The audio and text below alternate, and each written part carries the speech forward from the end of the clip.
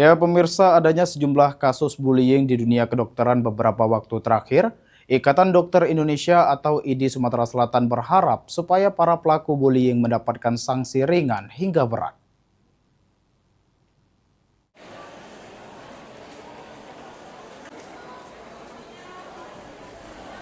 Maraknya kasus bullying di dunia kedokteran, Ketua IDI Sumatera Selatan, Dr. Abla Gani menegaskan, IDI sebagai organisasi kedokteran berkomitmen untuk menciptakan lingkungan kerja bagi profesi dokter yang bebas dari perundungan. Untuk itu, bagi pelaku yang terbukti melakukan bullying dapat dijatuhkan sanksi sesuai tingkat pelanggaran mulai dari ringan hingga berat. IDI Sumsel juga menurut Dr. Abla siap memberikan pendampingan dan pembelaan kepada dokter atau anggota yang menjadi korban bullying.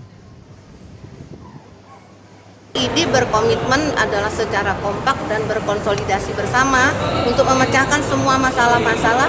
Kan perannya adalah untuk solidaritas dari anggota dulu, kemudian dari anggota yang sudah siap dengan kompetensi yang tinggi, kemudian kita akan mengatasi semua masalah. Jadi bully-bully segala macam itu tentunya kita sudah punya komitmen dong untuk menghindari yang namanya bully.